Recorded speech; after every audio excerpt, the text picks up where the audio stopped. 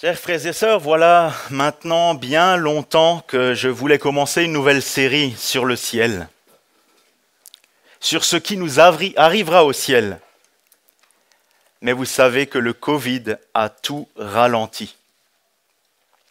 Entre-temps, et suite à mes lectures de la Bible et de livres sur le sujet, j'ai pensé trouver que Jean 17 était une bonne porte d'entrée pour parler du ciel. Nous voici donc aujourd'hui avec cette prière. Jean, l'auteur de l'Évangile, la place entre le souper dans la chambre haute, Jean 13, 1, c'est à cause de cela que nous avons lu ce passage, et donc au début du souper jusqu'à l'arrivée dans le jardin de Gethsémani. Jean la place entre ces deux événements. Et dans cette période de quelques heures, beaucoup d'événements ont lieu. Une dispute entre les disciples, le lavement des pieds, l'institution de la Sainte Seine, le départ et la trahison de Judas, les paroles d'adieu de Jésus, la promesse du Saint-Esprit, des enseignements de Jésus et cette fameuse prière que nous avons en Jean 17. Nous le savons, Jésus priait beaucoup.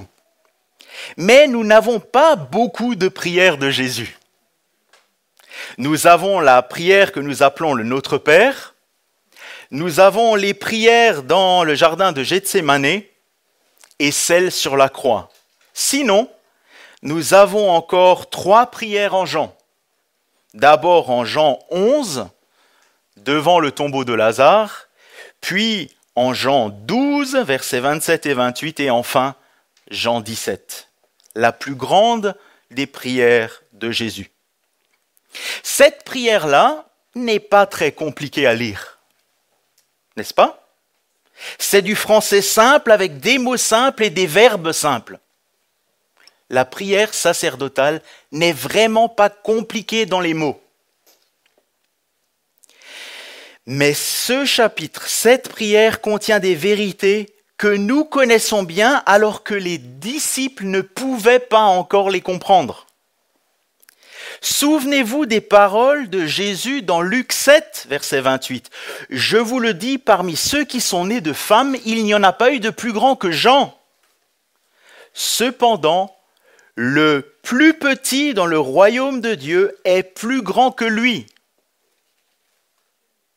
Le plus petit dans le royaume des cieux est plus grand que Jean-Baptiste, car le plus petit aujourd'hui connaît des vérités profondes sur l'œuvre du Seigneur, ce que les disciples à ce moment-là ne savaient pas encore. Le royaume des cieux est venu par Jésus-Christ et nous en faisons partie. Or, si l'on considère nos connaissances sur le salut en Jésus, aujourd'hui en 2020, nous en savons beaucoup plus que Jean-Baptiste à ce moment-là de l'histoire dans Jean 7. En plus, Jean-Baptiste ne connaîtra pas de son vivant l'œuvre du Seigneur Jésus-Christ. Il sera décapité avant.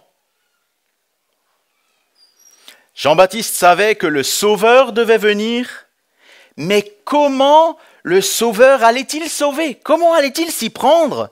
Comment allait-il rendre justice parfaite en Dieu? À l'époque, tout le monde imaginait que le Messie de Dieu allait venir renverser le pouvoir sur la terre et qu'il serait un roi de la grande nation d'Israël. Aujourd'hui, le plus petit enfant parmi nous, c'est beaucoup plus de l'histoire et de la mort à la croix que ses disciples à ce moment-là. Beaucoup plus que Jean-Baptiste. Vous savez, en Jean 15, dans un texte qui est juste dans les passages que nous avons survolés, Jésus dit à ses disciples, « Je ne vous appelle plus serviteurs, parce que le serviteur ne sait pas ce que fait son maître. Mais je vous ai appelés amis, parce que je vous ai fait connaître tout ce que j'ai appris de mon Père. Aujourd'hui, le plus petit enfant parmi nous peut dire que Jésus est mon ami à moi. C'est facile pour lui. C'est quelque chose de logique. Que ce Seigneur est bon, qu'il nous aime et qu'il est notre ami. C'est aussi simple pour nous de savoir que Jésus est venu sur cette terre, qu'il est mort à la croix, qu'il est ressuscité le 3e jour, qu'il est monté au ciel et maintenant il intercède pour nous et nous prépare une place. Mais c'était loin d'être évident pour les disciples à ce moment-là de l'histoire. Je vous invite donc aujourd'hui à contempler la prière du Seigneur Jésus. Et moi, je vais appeler ce message « La volonté et l'œuvre de Dieu en Jésus ». Ce texte est fabuleux. Il est simple et tellement passionnant par toutes les actions. On y voit des acteurs, le Christ, le Père, le peuple de Dieu et le monde. On y voit les actions de chaque acteur. Les actions du Père, les actions du Fils, les actions du peuple de Dieu et les actions du monde. Et on voit les interactions entre le Père et le Fils. Les interactions dans l'Église. Je me suis amusé, alors vous ne le voyez pas de loin, mais vous voyez peut-être un peu les tâches. C'est chaque fois le chapitre 17, 2 fois. Sur ce côté-là, chaque fois que Jésus parle, c'est une couleur. Chaque fois qu'il est question de Jésus est une couleur, du Père c'est une couleur.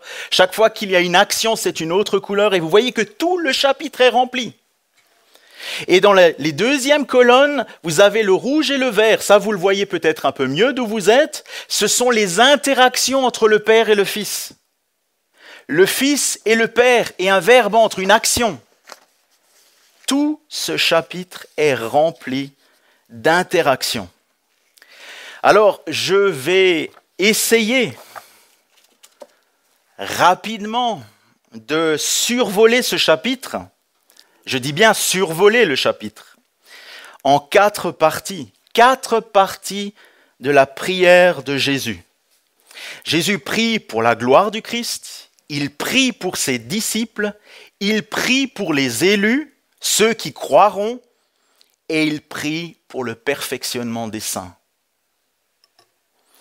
Avant de commencer à plonger dans le survol, dans quelque sorte, je voudrais juste vous dire encore que je vais faire quelque chose, c'est-à-dire que je ne vais pas répéter à chaque fois la prière de Jean 17, je vais dire tout simplement ici. Et quand je dirai ici, je parlerai du texte de Jean 17, d'accord ? Donc vous savez, quand vous m'entendrez dire ici, c'est de ce texte que je parle. Alors Jésus, premier point, prie pour la gloire du Christ, versets 1 à 5. Isaïe nous dit en chapitre 6, versets 1 à 3, « L'année de la mort du roi Josias, je vis le Seigneur assis sur un grand trône très élevé, et les pans de sa robe remplissaient le temple.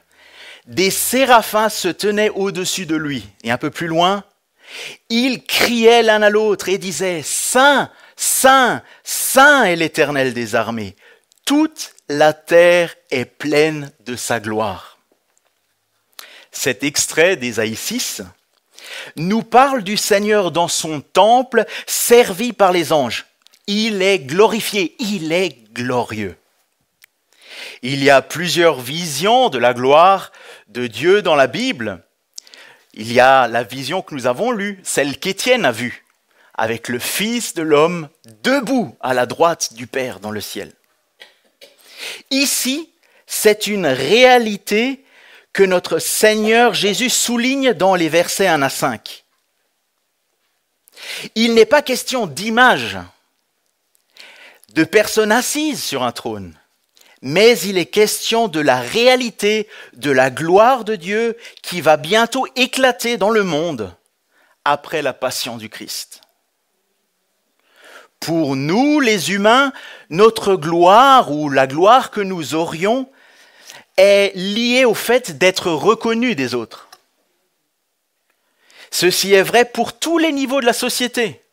Vous pouvez avoir le plus grand roi du monde, si personne ne le regarde, il n'est pas glorieux. Mais ici, pour notre Dieu, la vraie gloire est celle qui existe entre le Père et le Fils. Ils n'ont pas besoin d'observateurs, même s'ils en ont des myriades. Ils n'ont pas besoin d'observateurs pour être reconnus, car ils sont glorieux. Cela fait partie de leur personne. Bien qu'il y ait des myriades d'anges qui les servent, qui les adorent, qui les louent, et un peuple nombreux sur la terre qui les adore, qui les servent et qui les louent. Il nous arrive bien souvent de négliger, je dirais par ignorance, cette réalité de la gloire de Dieu. On ne se rend pas compte à quel point la gloire de Dieu est glorieuse. C'est une répétition, mais c'est une réalité. On ne se rend pas compte à quel point la gloire de Dieu est quelque chose de phénoménal. Elle est soulignée par le Seigneur Jésus-Christ. Ici, le Christ rappelle que lui a quitté cette gloire, qu'il avait au ciel, et que cette gloire qu'il avait au ciel va lui revenir.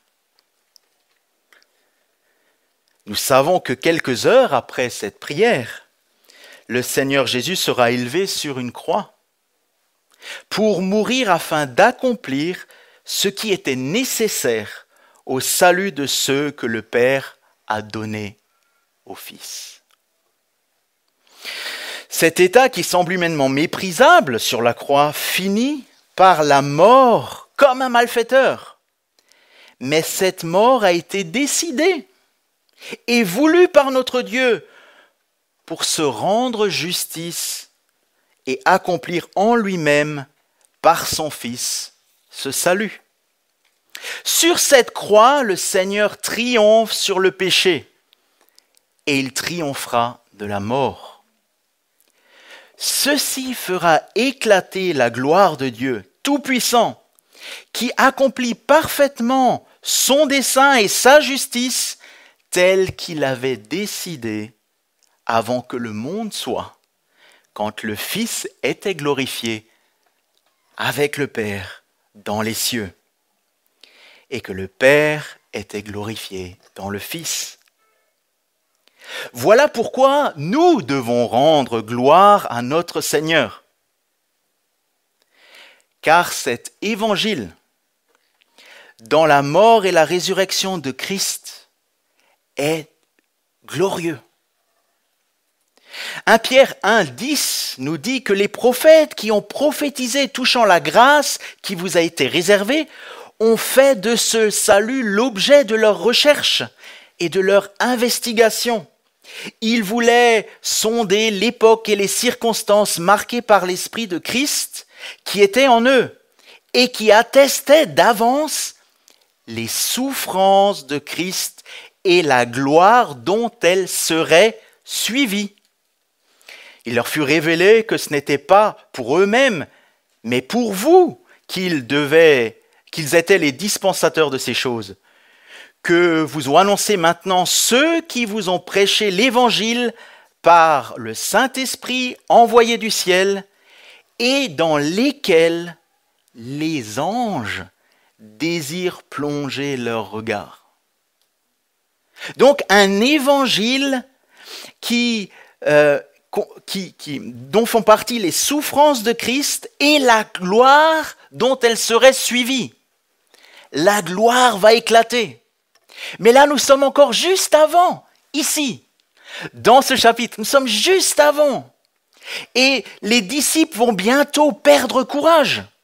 Pendant quelques heures, pendant quelques jours, ils vont pleurer et le Seigneur les avait prévenus. Mais la gloire reviendra.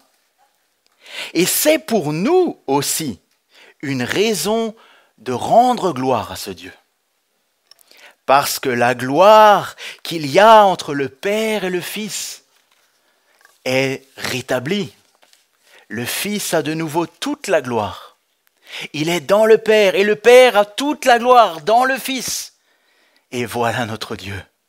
Et nous pouvons lui rendre gloire. Et le Christ Jésus a prié pour cette gloire. Il a prié pour cette gloire et ensuite il a prié pour ses disciples. C'est notre deuxième point. Les deux premiers points sont un peu plus longs et après ça ira un peu plus vite. Jésus prie pour ses disciples, versets 6 à 19. Dans Jean 10, Jésus dit « Mes brebis entendent ma voix, je les connais et elles me suivent. Je leur donne la vie éternelle et elles ne périront jamais. Et personne ne les ravira de ma main. Mon Père qui me les a donnés est plus grand que tous et personne ne peut les ravir de la main de mon Père. Moi et le Père, nous sommes un. » Une réalité qui revient de nombreuses fois ici. Moi et le Père, nous sommes un. Une réalité de salut qui revient ici. Que Jésus leur a donné la vie éternelle. La vie éternelle, c'est qu'ils connaissent le Fils et le Père. Et au verset 6, il se passe quelque chose d'intéressant. Le Fils a fait connaître le Père à ceux qui ont été donnés par le Père au Fils. Le Fils a fait connaître le Père à ceux qui ont été donnés par le Père au Fils. Et nous trouvons l'interaction du salut. Que Dieu a donné un peuple à son Fils pour lequel le Fils va mourir. Et pour les péchés duquel son sang coulera à la croix. Alors Jésus va d'abord rappeler la situation dans sa prière. C'est la première partie du verset 6 à 11a. Le Fils agit de la part du Père. Si vous regardez le nombre de fois dans ce passage, ici, il est question que Dieu a donné à son Fils. Il lui a donné, il lui a donné, il lui a donné.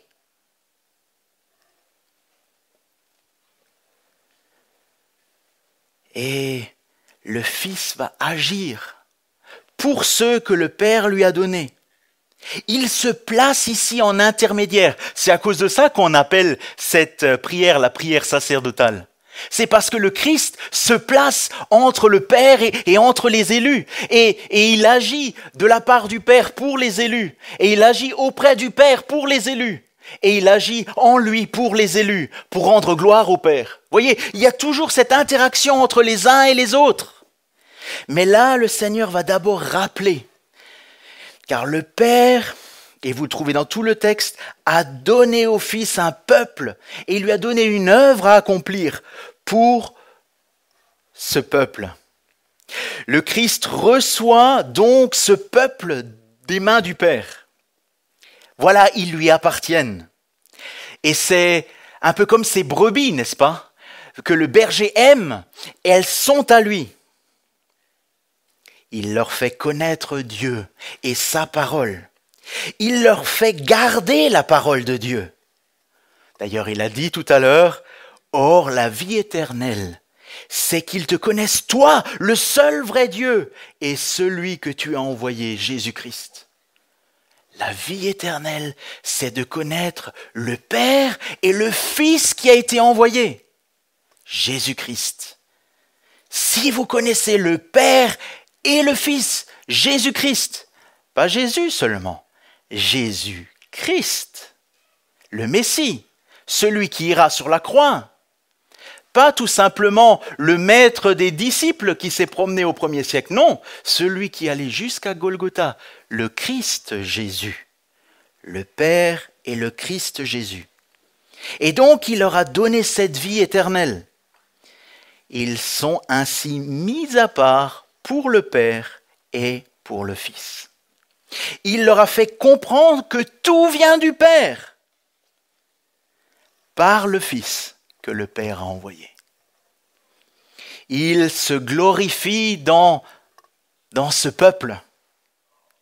Voilà les siens, il les aime et les siens l'aiment en retour. Ils sont à lui et ils sont en sécurité.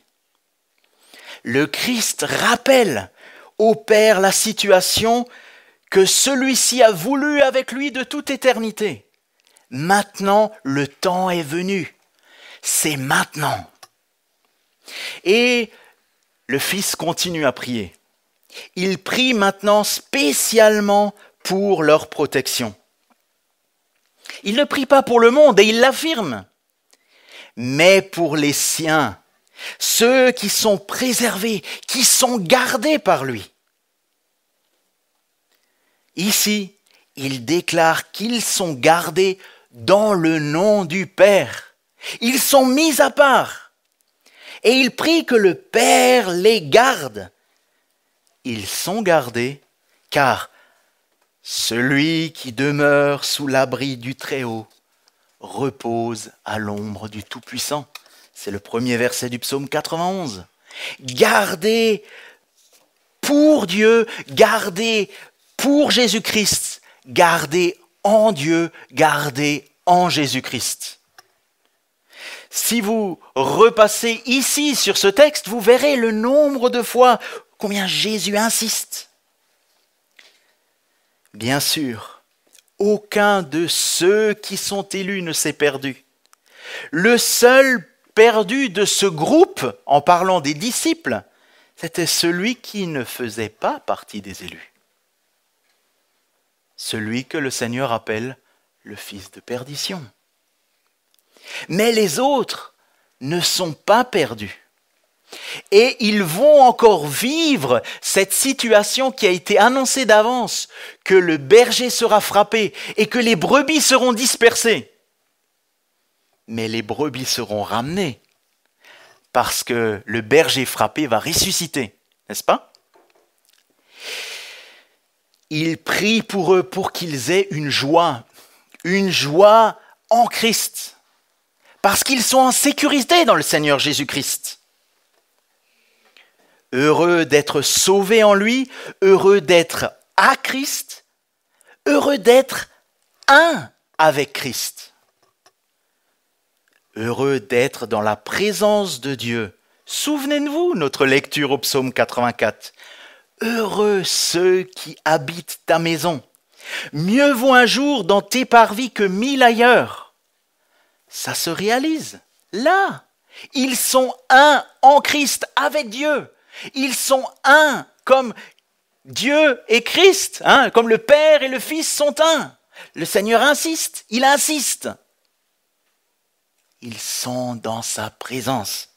Ils font partie de cette maison que Dieu s'est construite. Et on sait cette fois-ci que la maison dans la Bible, ce n'est pas un bâtiment. La maison, c'est une famille, c'est un groupe, comment dire, un clan.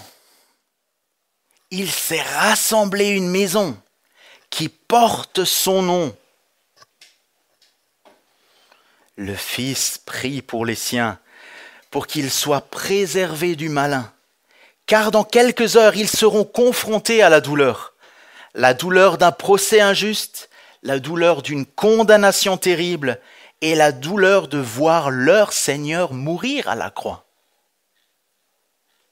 Parce qu'ils ne savent pas ce que nous savons. Le Christ prie particulièrement pour la protection de ses disciples. Et le Fils va prier aussi spécialement pour leur sanctification. C'est la suite du passage, versets 17 à 19. Il prie pour leur sanctification par la parole de vérité. Car c'est par cette parole qu'ils sont saints, par leur compréhension de la parole que Christ leur a donnée, par l'agissement de cette parole dans leur vie. Nous savons que dans la Bible, il est question de cette parole qui ne revient pas à Dieu sans avoir produit de l'effet dans les cœurs, dans les vies. Et là, Christ leur a donné la parole de Dieu. Il leur a fait comprendre. Ils ne l'ont pas encore digéré à ce moment-là. Mais ça viendra. Ça viendra quand il est question dans la Bible, ils se souvinrent. Ils se souvinrent, ça viendra après. Ils se souvinrent qu'il a annoncé sa résurrection, ils se souvinrent qu'il a annoncé sa mort. Et à ce moment-là, ils se réjouiront parce que le tombeau sera vide. Cette parole agit dans leur cœur. Ça les réjouit, ça les sanctifie. Et Jésus veut que les siens soient saints. L'insistance du Seigneur sur la parole doit nous faire un déclic par rapport à cette parole. C'est par la parole de vérité que les disciples sont saints et qu'ils sont maintenus dans cette sainteté. Mais ce n'est pas différent de ce que l'Éternel demandait au peuple d'Israël. Et là, on peut retourner au début de la Bible, dans Lévitique 19, verset 2. L'Éternel leur dit, « Soyez saints, car je suis saint, moi l'Éternel votre Dieu. » Et le Dieu du Nouveau Testament est le même Dieu. La différence, c'est qu'il est venu. Et maintenant, son peuple doit aussi être saint, comme il est saint. Et le Christ prie pour cette sanctification de ses disciples. Il a prié pour ses disciples comme il prie encore pour nous aujourd'hui, en rappelant son œuvre. Parce que tout ce que vous avez en Christ est en vertu de son œuvre. Tout ce que vous avez, le salut, le pardon des péchés, le ciel à venir, vous l'avez en vertu de l'œuvre de Christ. C'est Christ qui donne ce que le Père veut donner. Et voilà, aujourd'hui, il prie pour nous, comme il a prié pour ses disciples. Il prie pour notre protection, il prie pour notre sanctification. Mais ici, nous arrivons au troisième point. Il prie aussi pour ses élus, ceux qui suivront, ceux qui croiront ensuite. Ensuite, c'est-à-dire après sa mort et sa résurrection, les disciples.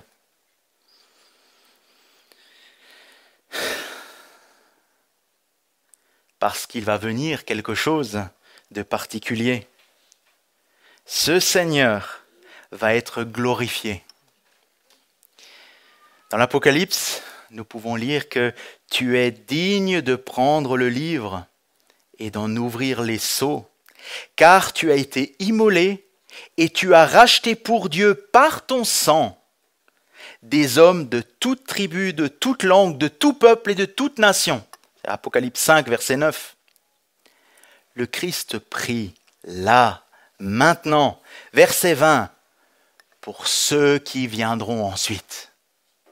Il prie pour nous aussi, à ce moment-là, pour ceux qui croiront ensuite. C'est juste incroyable que le Seigneur s'intéresse aux chrétiens, à ses enfants de tous les temps, d'avance, à ce moment-là, quand il prie. Ce n'est pas pour eux seulement que je prie, mais encore pour tous ceux qui croiront en moi. Tous. Tous ceux qui croiront en moi. Des générations de croyants qui suivront. Et vous savez aussi bien que moi qu'on ne naît pas croyant. On est pécheurs et perdus dans le monde. Et un jour, à un certain moment, Dieu, par son esprit, se révèle à nous et nous fait voir dans quel état de perdition nous sommes et combien nous avons besoin de lui. Christ a prié pour que cela arrive. Pour nous, nous qui avons cru. C'est une vérité que les disciples ici ont encore, en ce moment, de la peine à comprendre. C'est une vérité qu'ils vont encore avoir de la peine à comprendre à l'époque des Actes des Apôtres. Parce que pour eux, pour l'instant, c'est pour Israël, pour les Juifs, que Christ est venu sauver. Mais comme nous l'avons lu dans Apocalypse, c'est pour un peuple de toute nation, toute tribu, toute race. Il y a des élus partout. Et vous savez, en travers de nos études les mercredis soirs des Actes des Apôtres, combien le Seigneur a été insistant auprès de différentes personnes, par exemple l'apôtre Pierre, et puis les anciens de Jérusalem. Il fallait comprendre que le salut est maintenant pour tout le monde. Il est pour tout le monde parce que Jésus a prié pour ceux qu'il s'est rachetés. Il a prié pour ceux qui croiront. Voilà des païens, ils se convertissent. Maintenant, ils font partie de ce peuple.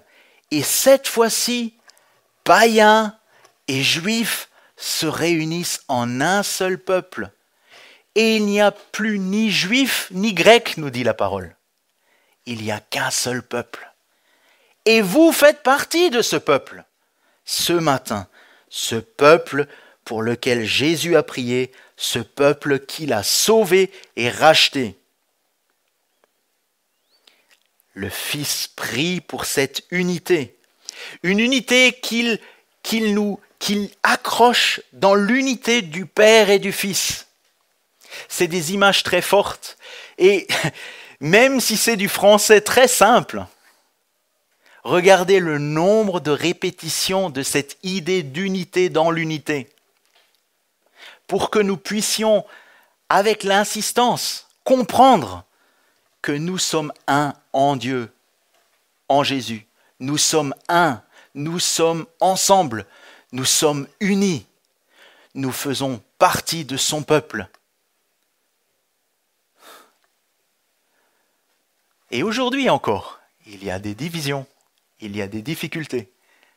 Et nous avons encore besoin d'apprendre que nous sommes un, nous sommes unis, nous sommes ensemble. Nous sommes en Dieu, nous sommes dans le Père, nous sommes dans le Fils. Parce que nous sommes un pour lui. Nous sommes un parce que lui le veut. Et nous devons agir en conséquence. Ce peuple est glorifié par le Fils. Et il faut qu'il s'unisse comme le Père et le Fils s'unissent. Le Seigneur prie pour ce peuple, pour ce rassemblement, au travers de tous les siècles. Et l'apôtre Paul nous donne quelques-unes de ces vérités dans une de ses épîtres, n'est-ce pas? Quand il le dit, « Ainsi donc, vous n'êtes plus étrangers ni des gens du dehors, mais vous êtes citoyens des saints, gens de la maison de Dieu. » C'est dans Éphésiens 2. Vous faites partie de la maison de Dieu. Cette maison, ce nom qu'il s'est bâti avec les siens qu'il s'est rassemblés. C'est capital. Il nous faut accepter ceci. C'est la volonté du Père, c'est la volonté du Fils, c'est leur volonté pour nous, la volonté de notre Dieu. Et Jésus prie pour cela. Ici, ce peuple, cette Église peut maintenant réaliser, parce que Jésus prie pour elle, que Dieu l'aime, d'un amour inaltérable. Il l'aime de l'amour qu'il a eu pour son Fils, vous vous rendez compte ? Dieu vous aime de l'amour qu'il a eu pour son Fils, c'est Jésus qui nous le dit ici. Tu m'as envoyé et tu les as aimés comme tu m'as aimé. Vous vous rendez compte ? Le Fils qui partageait sa gloire, le Fils unique, celui qu'il aime, celui qu'il a offert pour vous. Il nous aime comme il aime ce Fils. Et Jésus prie pour nous. Nous sommes donc invités à être les imitateurs du Christ. qui nous a aimés, qui s'est livré lui-même à Dieu pour nous comme une offrande et un sacrifice de bonne odeur. C'est encore l'apôtre Paul qui parle aux Éphésiens chapitre 5. Il a prié pour la gloire de Dieu, il a prié pour ses disciples, il a prié pour ses élus, et il va encore prier pour le perfectionnement des saints. Versets 24 à 26.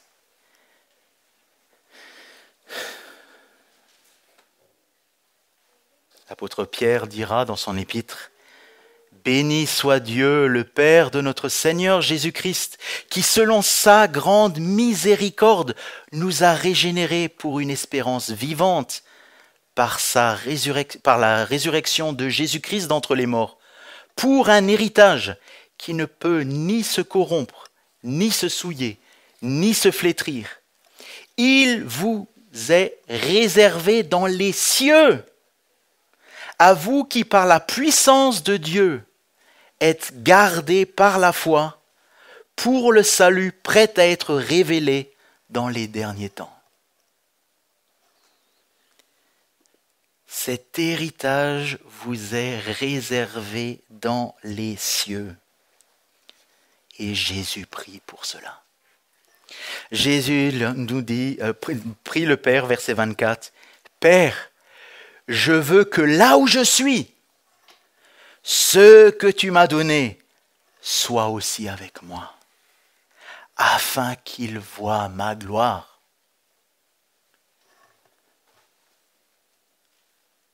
Nous savons que nous ne sommes pas sauvés à cause de notre mérite, mais à cause des mérites du Seigneur Jésus-Christ. Mais le comble, la pointe, le sommet de l'amour de Jésus-Christ, c'est qu'il veut nous partager sa gloire. Il nous veut avec lui dans le ciel pour que nous puissions voir qui il est, comme il est.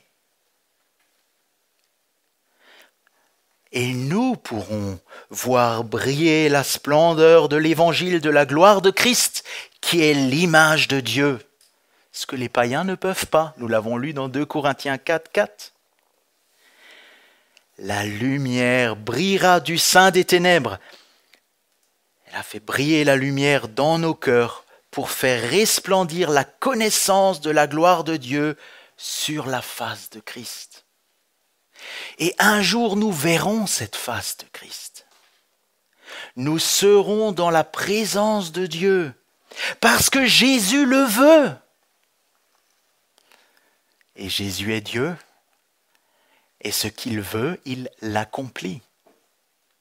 C'est pour cela qu'il nous a sauvés, c'est pour cela que dès avant la fondation du monde, il nous a élus pour faire partie de son peuple.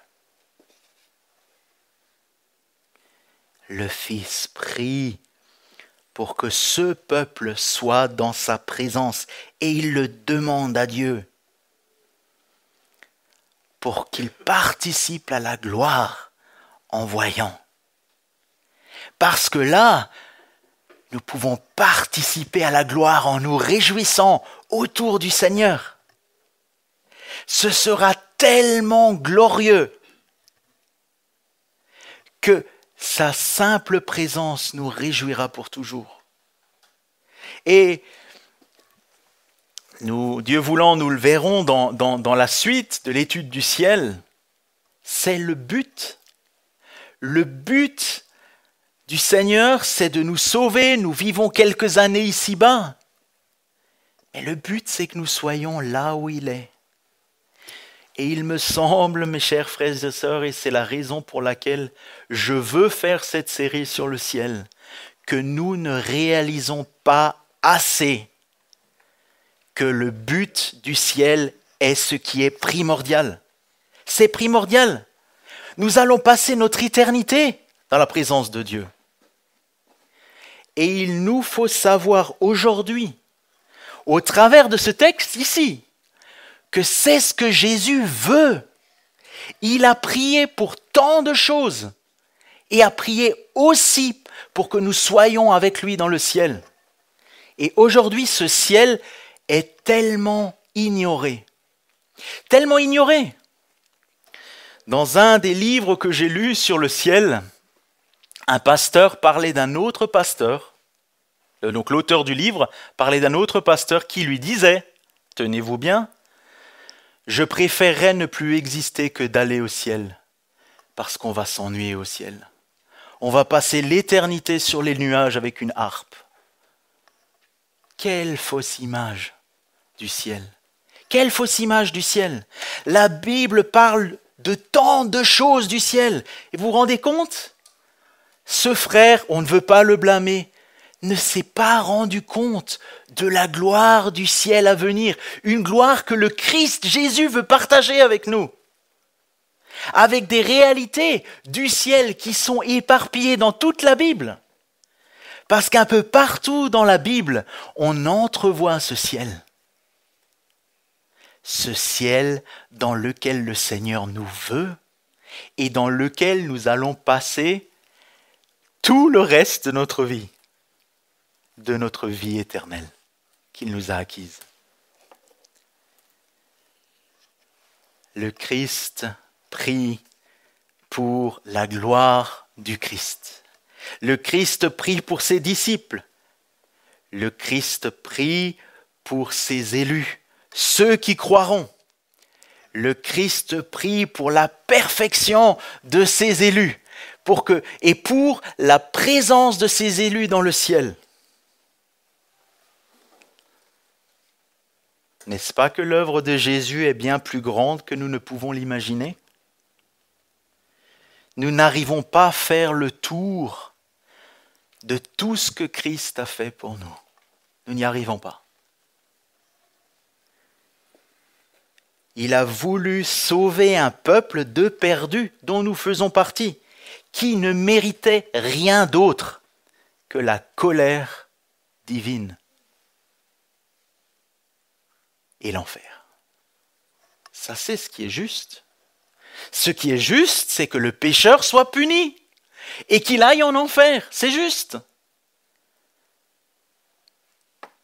Mais Dieu va s'interposer quelques heures après notre texte ici, en envoyant le Christ Jésus sur la croix pour que la colère du péché tombe sur le Christ. Et sur cette croix, il va payer notre dette. Il va expier le péché, tout le péché. Sur cette croix, tout sera accompli. Il n'y a plus rien à ajouter, même si nous péchons encore aujourd'hui, et encore demain, et encore après-demain. Tout est pardonné. Et il faut nous accrocher à cette réalité que le Christ a voulu nous sauver et il nous a sauvés. C'est fait. Et après avoir payé notre dette, il nous a revêtus de sa justice. Ce n'est pas que nous ne sommes plus pécheurs, mais nous sommes déclarés justes. Maintenant, mon enfant, tu es juste. Maintenant, je ne regarde plus à tes péchés, je regarde au sacrifice de ton Sauveur, qui a payé pour tes péchés. Maintenant, rentre dans la joie de ton Maître. Une réalité devant nous. Une réalité de gloire et glorieuse. Parce que tout au long de ce passage ici, il est question de la gloire de Dieu.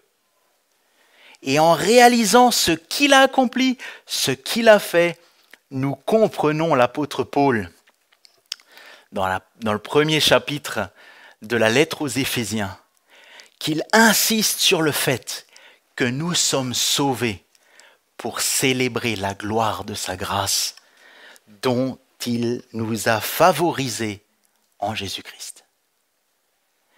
Maintenant, nous comprenons pourquoi Paul insiste. Célébrer la gloire de sa grâce. Et ainsi, ce qui est vrai aujourd'hui et qui est vrai demain et dans toute l'éternité à venir, nous pourrons toujours nous le rappeler.